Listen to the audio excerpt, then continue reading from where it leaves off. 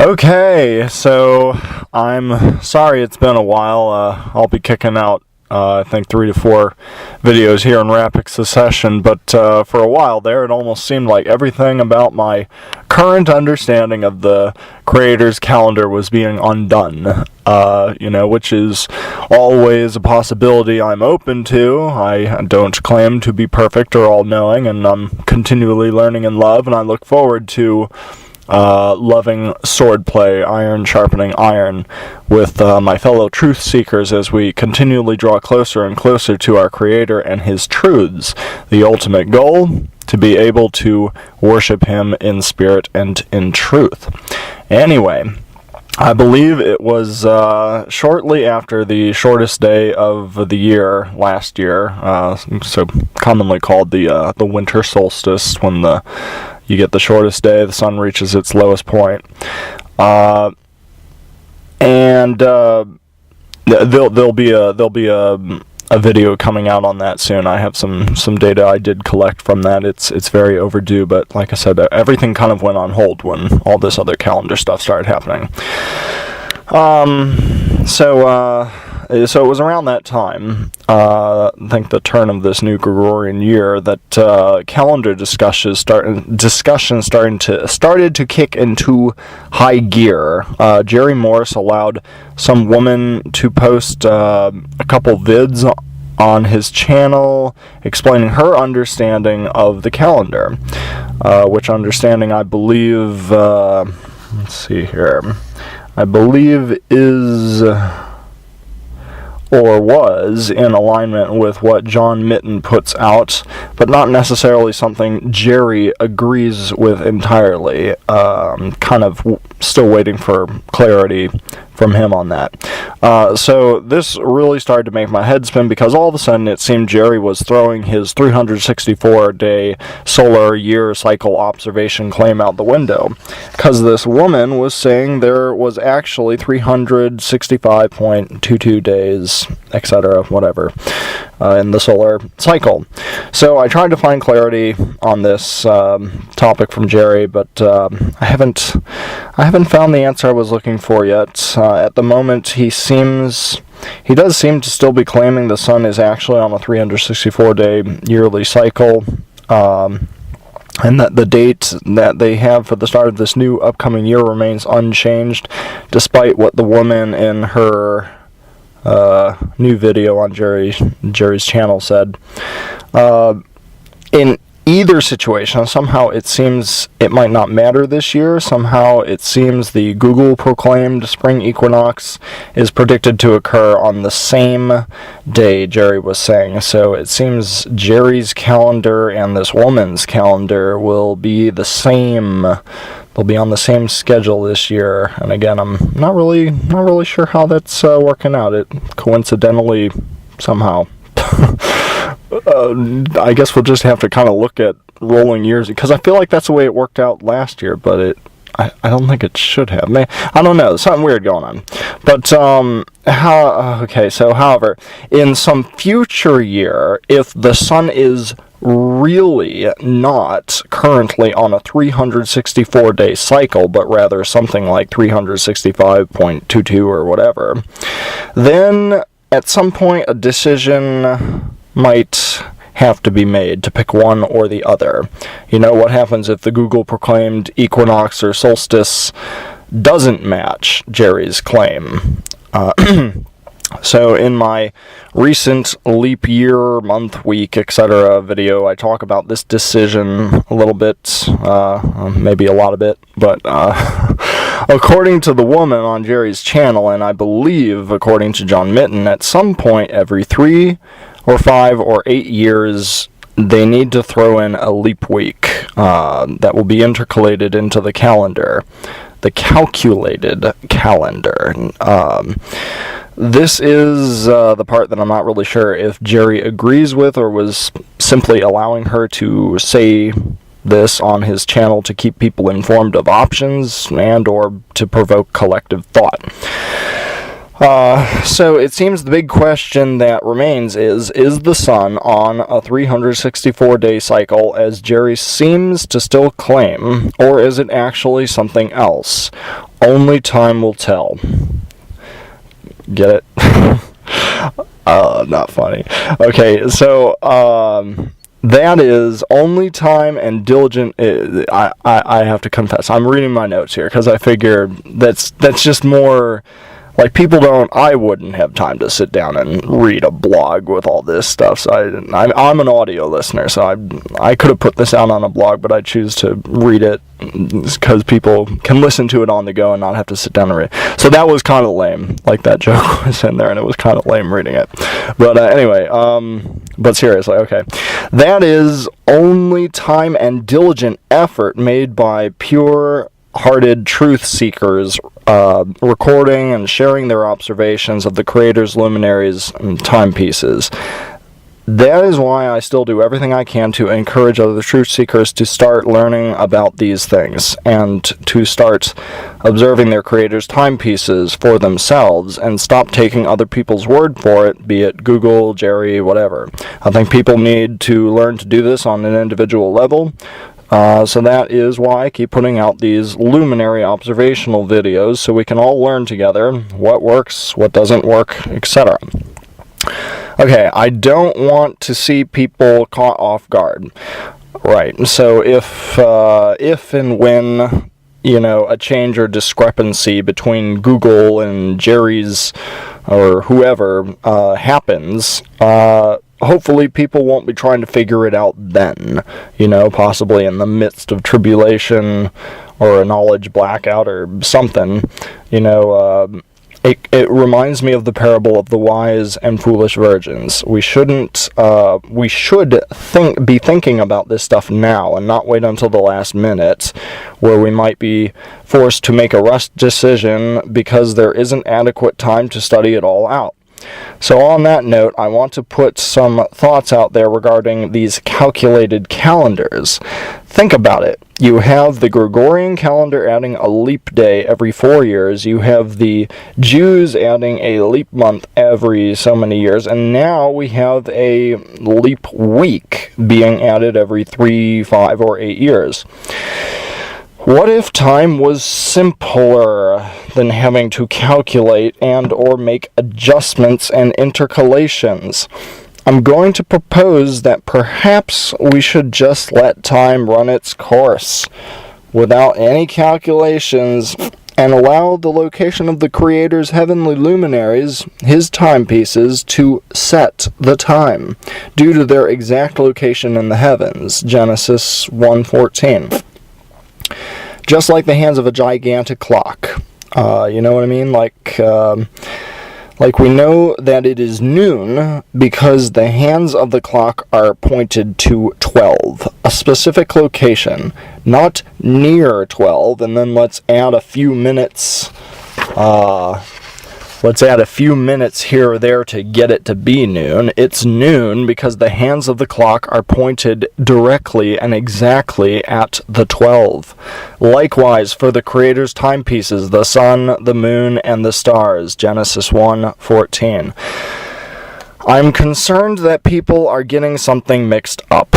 Enoch did not present a 364-day calendar. He bore witness to a 364-day cycle of the heavenly luminaries. Does that make sense? So according to Enoch, day one of the new year should simply be the day following the spring equinox. See my video, Equinox versus Equilux. So, if we are dealing with a cycle of the luminaries that is greater than 364 days for whatever reason, be it 365, 365.22, whatever, who is to say that the year has to start on a Wednesday?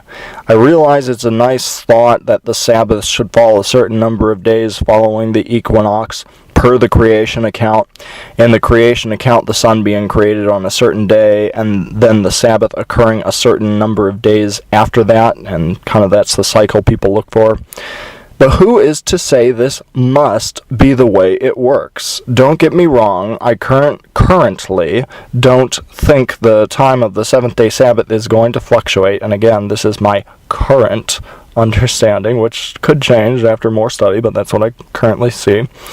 I think the day we know as Saturday will pretty much be the seventh-day Sabbath in any scenario. However, ignoring that and just thinking about the start of the year, why is the first day of the year simply not the day following the equinox, as Enoch states? Do you understand what I'm saying? You know, so what if there are 365.22 days in the year sun cycle now? Why are we trying to invent some calculation and make a 364-day calendar work? Remember, Enoch didn't talk about a calendar, be it 365 days or whatever. He didn't talk about a calendar. He talked about a literal, observable 364-day cycle of the sun and the stars, the luminaries, like it's the timepieces, the clock. It's pointing at noon or it's not. So if we're going to be claiming that the Book of Enoch is any kind of reference or guide to understanding our Creator's times, as I see a lot of people doing, then why shouldn't the first day of the new year simply be the first day following the spring equinox? Then if there are extra days more than the 364 that Enoch observed for whatever reason, and I do have some thoughts on that, and I'll talk about those in a minute, just food for thought. But why don't we just allow those extra days to run their course at the end of the year? I don't think this would change the timing of any of our Creator's holy days. Like, day one is just the day after the equinox, and you start counting from there. Enoch says 30-day months, count 30-day months, and rock and roll. And then, when you get to the next spring equinox, you start over. So think about it. Like in that pattern, 30-30, 31, 30-30-31, 30-30-31, 30-30-31, and then at some point you just have that extra 1.22 days at the end of the year. Like again, it seems the question is still on the table whether we're dealing with a 364 or a 365.22-day solar star cycle. And on that note, the star cycle, Stellarium does seem to be programmed for a 365-day cycle. I may have mentioned this before, but if not, I'll have to try and make a separate video on that, but I'll put a link in the description below for a comment discussion I had regarding this on PGFRacing's video. The comment, I think, is going to be somewhere around January 11-ish, 2018.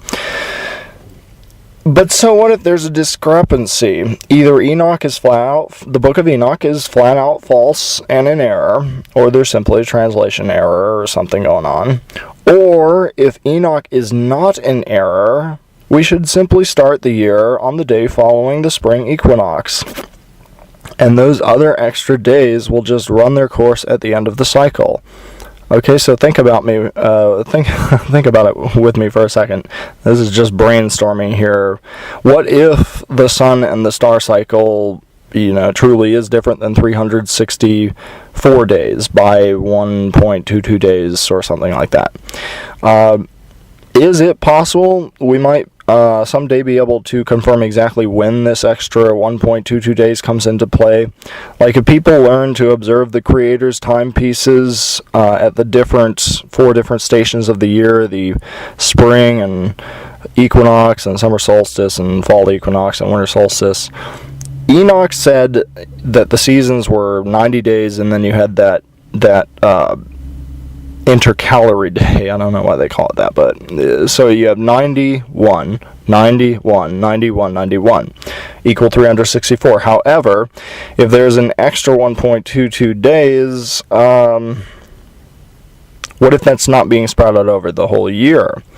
What if it is so that we have more than 364? What if it occurs only in a single season, like we have 90 plus 1, 90 plus 1, 90 plus 1, and then all of a sudden we have 91.22 plus 1? There are stories in the Bible about time stopping and time even moving backwards. Is it possible such stories could account for this extra 1.22 days, if that is indeed the case? And if so, is it possible we can see them somehow in their seasons, making this longer duration in a specific season, possibly as a testimony to the biblical account? Is it possible to read the stories of Joshua or the Dial of Ahaz and see what time of year that these stories occurred in? And, if we're observing the luminaries, we could possibly find a match. I'm just throwing thoughts out there to ponder. But before we get too carried away with that kind of thinking, it seems we still need to get more people involved in confirming the cycles of the Creator's timepieces, to confirm what we're working with. Is it 364 days, or is it 365.22 whatever? Then we can try to figure things out from there. And if we discover and confirm that we're dealing with a 365.22 day cycle, contrary to Jerry Morris's claims, then from there we should still seek for an explanation. And things might still work according to the info given us in Enoch. We just there just might be a reason why we now have 365.22 days instead of what Enoch said. But everything else, the cycles of the luminaries, they're still timepieces. They're still on cycle. I don't know. Okay, so in any situation, whatever is going on with the 364 versus 365.22 day cycles of the sun and the stars, for whatever rhyme or reason, it seems the year should simply start on the day following the spring equinox. Lately, I've heard people say we need the 364-day calendar so that the holy days will always happen on the same day of the week. While this is, again, a nice concept, I'm not sure I see anything in Enoch or the scriptures that says it must be this way. And to say it must be this way could potentially be going out on a limb and creating something, a seeming need for this calculation, and ultimately possibly even causing all of the Creator's true set times set by the location of the hands of his clock. Like it's noon because the clock is pointing to noon. It's the equinox. It's the beginning of the year because the sun is doing the equinox. Like we know when the start of the year is. We don't have to add 2 or 3 minutes left or right of noon to find noon. Like it's noon because it's noon, and it's the start of the year because it's the start of the year. So, in Genesis 1:4, I don't read him saying, my luminaries and a calculation will give you the set times, or my luminaries and the witness of the priestly order in the Dead Sea Scrolls will give you the set times. These are nice concepts, matching the creation account with the weekly Sabbath or the holy days being on set days of the week. But they do potentially undo the truth of our Creator. I mean, they potentially undo the truth of our Creator's times. Are these concepts potentially being given more weight than the witness of the luminaries themselves? Why isn't the first day of the year simply the day following the spring equinox? And again, please see my equinox versus equilux video. Okay, I wanted to mention something else that I've been coming across lately. Some people promoting these calculated calendars seem to be trying to say that we need the calculations and that it is a sin or wickedness to actually try to observe the luminaries and or base a calendar off of the actual cycle of the luminaries. I've heard this from at least 2 people lately. Kind of weird. I don't know if they're both the same person or or they're just on. I don't know. But first of all, I think this is a direct contradiction to Genesis 1:14. I mean, these people with the calculated calendar saying it's wickedness, whatever, they're still making at least some observations of the luminaries themselves, so I think it's a little extreme for them to say that all observation of the luminaries is sin. I don't think it's sin or wickedness. I think they might be taking a passage out of the Book of Jubilees out of context, if Jubilees is even an accurate source to reference, but Jubilees said something to the effect of, "There will assuredly be those who make observations of the moon, and they shall go astray to the years, and make a profane day, the feast day, etc." Again, if Jubilees is even authentic, that's something that needs to be tested out too, but even if it is being very specific, and it is saying something about the moon. I have been talking about the sun and the stars. We'll get to the moon eventually. But for example, it might have simply been talking about one aspect of time, associating the concept of month with the moon and the moon alone, and see my video on months for more on this topic. So, I think it's wrong for them to be so broad about this topic, calling it sin or wickedness for people to be trying to confirm the Creator's times via his timepieces. Again, Genesis 1:14. It might be wrong to use the timepieces in the wrong way, potentially, and lead to error, like maybe using the moon for months, and again, see my months video. Or it may also be sin or wickedness to worship them, but we are doing neither of those. I think the people are trying to say it's sin or wickedness because it doesn't match with their but there's the potential for it not to match with their calculated calendar, and so they're trying to shoot it down, maybe, I don't know, but I do think we do need to pay attention to the witness of the luminaries, not worship them, and not look at them in error. But like I said, even these calculated calendar peoples are looking, they've got to know approximately when the equinox is to make their calculations, so I just don't know. If you come across it, I wouldn't. Just remember Genesis 1:14. Okay. I just wanted to take a moment to mention my personal testimony.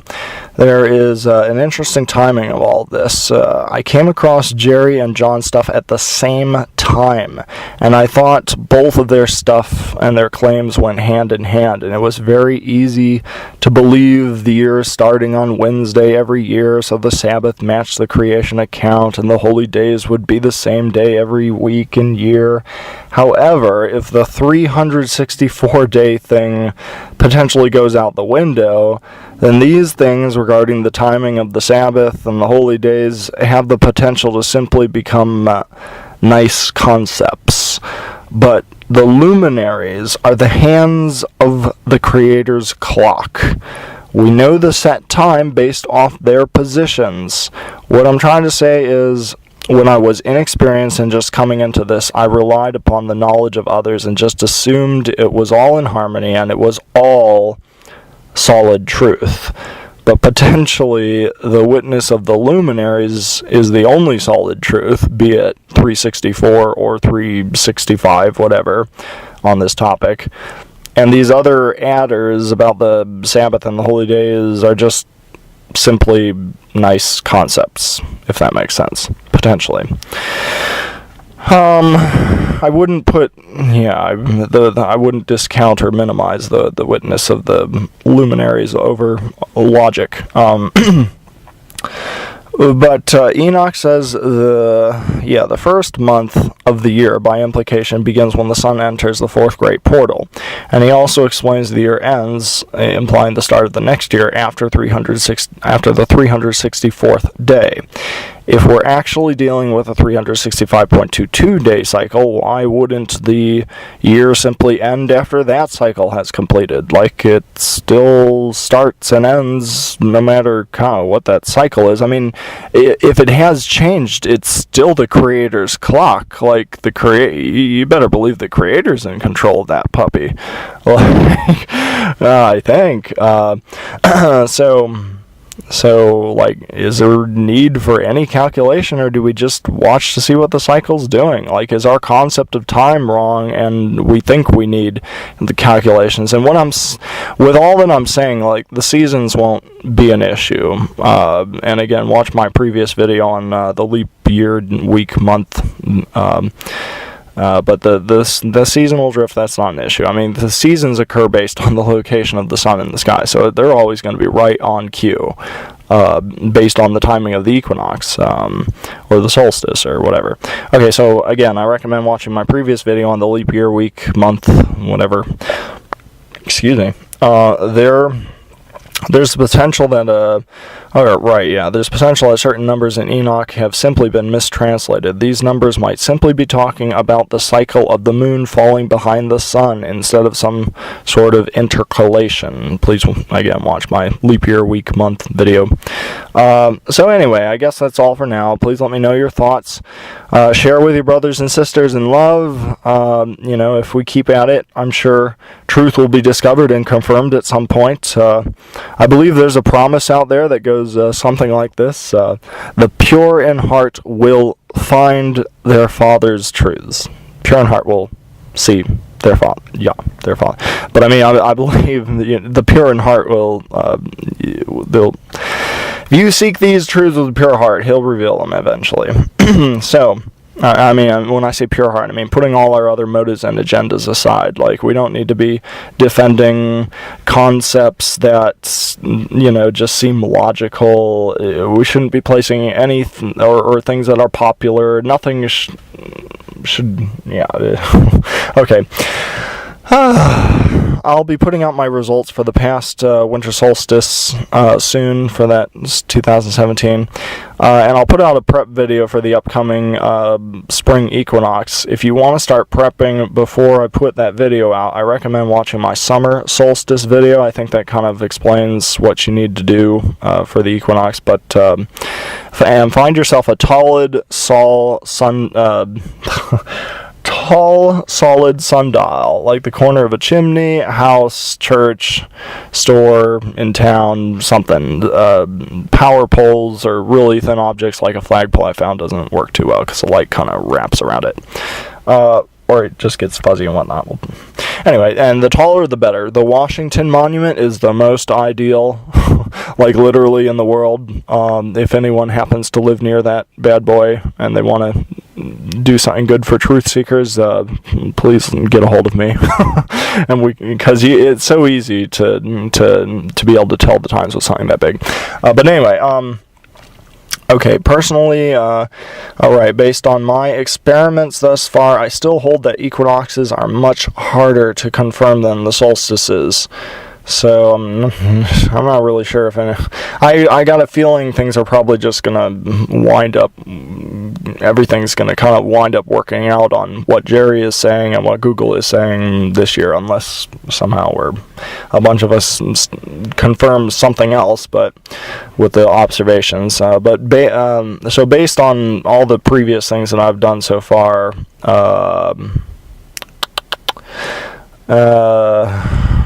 I got my notes here mixed up. Yeah, based on my previous, I still hold, the equinoxes are easier to confirm than the solstices. Be on the lookout for another video. That video I'll be putting out for the prepping of the spring equinox.